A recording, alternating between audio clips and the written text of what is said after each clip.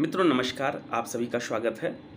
मित्रों, दीपावली आने वाली है और हम सब दीपावली में अपने जीवन में सुख शांति समृद्धि प्राप्त करने के लिए, धन धान्य की प्राप्ति करने के लिए, आर्थिक उन्नति प्राप्ति करने के लिए, रोजगार प्राप्त करने के लिए, अच्छा कैरियर प्राप्त करने के लिए, व्यापार प्राप्त करने के लिए माता लक्ष्मी की पूजा करते हैं। मित्रों, आज मैं एक बहुत छोटा सा, बहुत साधारण सा आपको पूजा का प्रयोग बता रहा हूँ, हवन का प्रयोग बता रहा हूँ। आप ये करके देखिए। इसको करने मात्र से साल भर आप जो भी कारोबार करते हैं या जो भी नौकरी करते हैं उसमें आपको निश्चित तौर पर उन्नति मिलेगी, आर्थिक तौर पर निश्चित तौर पर उन्नति मिलेगी। ये पूरी तरह अनुभूत प्रयोग है और स्वयं मैंने और मेरे बहुत सारे चिरपरिचित लोग इस प्रयोग को किए हैं और इसका लाभ बहुत अच्छा मिलता है। मित्रों, आप किसी भी प्रयोग को करने पर ये ना सोचें कि वो आपको महाधनी बना देगा। ऐसा नहीं होता, क्योंकि महाधनी बनने के लिए फिर वह प्रयोग भी उसी स्तर का होना चाहिए। वहाँ पर छोटी पूजाएं, छोटी मोटी हवन ये सब काम नहीं करती हैं, क्योंकि कर्म जिस स्तर का होगा उसी स्तर का आपको लाभ भी प्राप्त होगा। कर्म के स्तर पर ही परिणाम प्राप्त होते हैं। जिन लोगों को महाधनी बनना है तो उनके पास 3 बातें होनी चाहिए। पहली चीज़, दृढ़ विश्वास, कर्म करने की क्षमता। कामचोर लोग के लिए तो ये संभव नहीं है। और एक सही विधान और किसी सही गुरु की शरण में कोई बड़ा यज्ञ करें और साथ में धन की प्राप्ति हेतु उस यज्ञ के बाद जो जो आपको अवसर मिलते जाएं, जो जो आपको मार्ग मिलते जाएं, उन मार्गों पर भी आपको चलना पड़ेगा। क्योंकि धन कमाने के लिए पहली ज़रूरत होती है मार्ग मिलना, सही जगह मिलना जहां से आप कर्म करके धनार्जन करते हैं। जब आपको वह मार्ग ही नहीं रहेगा तो आप धन कहाँ से प्राप्त करेंगे। तो धन प्राप्त करने के लिए आपके पास मार्ग होना चाहिए। और एक मार्ग अक्सर किसी न किसी दूसरे मार्ग से मिलता है, दूसरा तीसरे से मिलता है। इस तरह आप एक एक मार्ग को पकड़कर दुनिया के किसी भी कोने में कहीं भी जा सकते हैं, कुछ भी देख सकते हैं। और दुनिया के किसी भी कोने की आप भौगोलिक स्थिति, वातावरण और वहाँ की आर्थिक स्थिति को देख समझ सकते हैं, अनुभव कर सकते हैं। और यदि वहाँ पर आप कुछ अन्य कर्म करते हैं तो उस कर्म का भी आपको अलग रूप में परिणाम मिलता है। भारत में आप जब नल लगाने के लिए बोरिंग करते हैं तो आप पानी पा रहे हैं, लेकिन आप राजस्थान चले जाएंगे और वहाँ पर करेंगे तो वो पानी वैसे मिलेगा नहीं। और अगर किन्हीं स्थानों पर पानी होगा भी तो आपको एक स्थान की अपेक्षा 5 गुना 10 गुना ज़्यादा मेहनत करनी पड़ेगी, तब जाकर वही पानी आप पाएंगे। आप अगर अरब में चले जाएंगे तो वहाँ पर आप वही मेहनत करेंगे तो पानी ना पाकर आप पेट्रोल पाएंगे। आप पर्वत पे चले जाएंगे तो वहाँ पर चाहे जितनी मेहनत करें आप पानी नहीं पा पाएंगे। यानी कि एक ही कर्म अलग अलग स्थानों पर अलग अलग फल देता है। भारत की देसी गाय से आप दूध प्राप्त करेंगे हरा चारा खिलाकर तो उसमें स्वर्ण तत्व मिलेगा, लेकिन आप अमेरिका की और यूरेशिया की,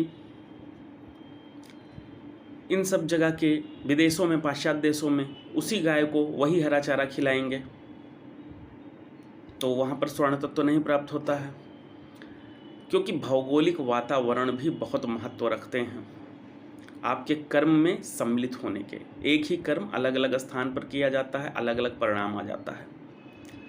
तो वह स्थान, वह मार्ग, वह रास्ता कैसे आपको प्राप्त हो, ये सब चीज़ें नसीब से प्राप्त होती हैं। आप पूर्व जन्मों में जो करके लाए होते हैं वहीं से प्राप्त होता है।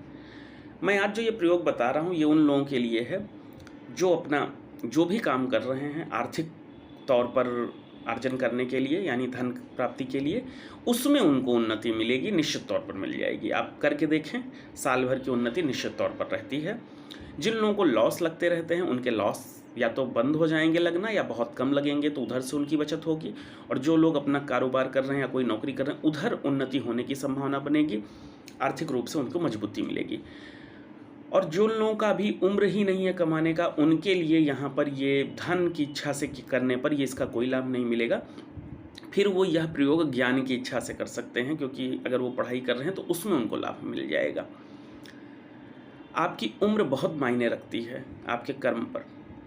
जिस कर्म को करने वाली उम्र रहती है वह उम्र भी होना चाहिए, आपका विश्वास भी होना चाहिए, और कर्म करने के बाद उसका परिणाम आने तक का समय भी आपके पास होना चाहिए। कोई व्यक्ति बहुत बड़ी यज्ञ कर दे धन कमाने के लिए, उम्र उसकी 80-90 साल है, तो अब यज्ञ का परिणाम कोई ज़रूरी नहीं है कि 4 दिन में आ जाएगा। यज्ञ को रास्ते बनाने में, बनाकर आप तक वह व्यवस्था पहुंचाने में कई महीने लग सकते हैं, कभी कभी वर्ष भी लग जाते हैं। ये मत भूलिए कि द्रोण के वध के लिए राजा द्रुपद ने यज्ञ करवाई, तो उससे तुरंत का तुरंत परिणाम नहीं हासिल हुआ। उनको पुत्र प्राप्त हुआ, पुत्री प्राप्त हुई, और वह बड़े हुए तब जाकर वो माध्यम घटित होकर के उनके साथ द्रोण का वध धृष्टद्युम्न कर पाए। पूरा माध्यम संरचना तैयार हुई, यानी एक यज्ञ का प्रभाव इतना लंबे समय को लेकर के भी आपकी इच्छा को पूरी कर देता है। राजा दशरथ ने भी जब कामेष्टि यज्ञ किया, पुत्र कामेष्टि यज्ञ, तो वह एक दिन में नहीं सफल हुआ है, उसमें भी समय लगा है। इसी तरीके से यज्ञ बड़े कार्यों को सुनियोजित करने के लिए किया जाता है, और पूजा पाठ साधारण जीवन में थोड़ी बहुत जो स्थितियां हैं उनको पॉजिटिव करने के लिए, अच्छा करने के लिए किया जाता है, और अपने अंदर पॉजिटिव एनर्जी के लिए किया जाता है, जिससे कि हमारी जब एनर्जी पॉजिटिव होगी तो हमारे विचार पॉजिटिव होंगे, हमारे कर्म पॉजिटिव होंगे, हमारे कर्म पॉजिटिव होंगे तो उसका जो प्रतिफल है वह भी पॉजिटिव ही आ जाता है। मित्रों, इसके लिए बहुत अच्छा उपाय है। आपको यह प्रयोग धनतेरस के दिन से प्रारंभ करना है, 5 दिन लगातार करना है। इसमें आपको कमल के बीज लेने हैं, ये आपको दुकान पे मिल जाएंगे, किसी भी पंसारी की दुकान पे मिल जाएगा। कमल का जो बीज होता है इसी को कमल गट्टा भी कहते हैं, और अलग अलग जगह अलग नामों से भी जाना जाता है। अच्छे क्वालिटी के कमल के बीज ले लीजिएगा।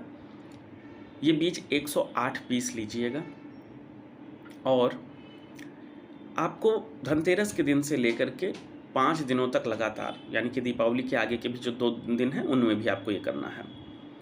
आपको थोड़ी सी हवन जलानी है, आम की लकड़ी से लकड़ी जला लेनी है किसी हवन के बर्तन में या किसी भी तरीके से, और इन कमल के बीज को शुद्ध देसी घी में, गाय का जो देसी घी होता है अगर वो मिल जाए तो सर्वोत्तम, थोड़ा सा उसमें मिलाइएगा, ज़्यादा ना मिलाइएगा।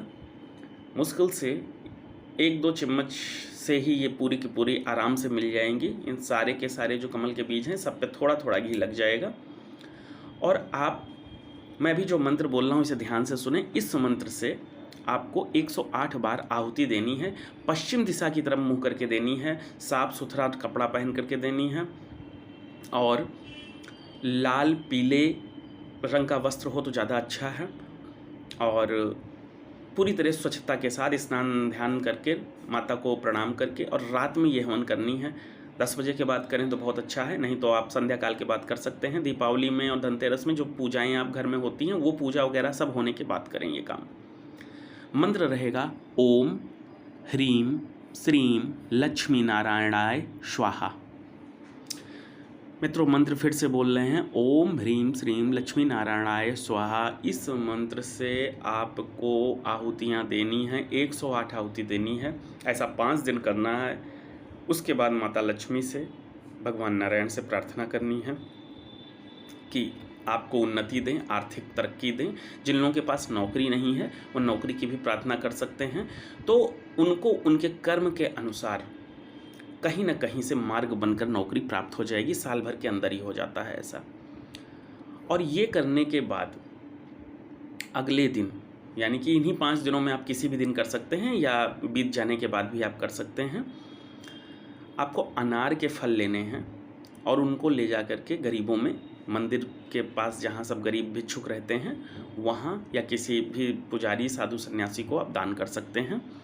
ये आप दान कर दीजिएगा। ये दान की जो मात्रा होगी अपनी क्षमता के अनुसार करिएगा, आधा किलो, 1 किलो, 2 किलो, जो भी आप कर सकते हैं। वहाँ पर भी आपकी जो ये आर्थिक समस्या है इसको दूर करने की कामना आपको करनी है। मित्रों, इतना करने मात्र से आप चमत्कारिक लाभ प्राप्त करेंगे। आज के लिए इतना ही। जय महादेव।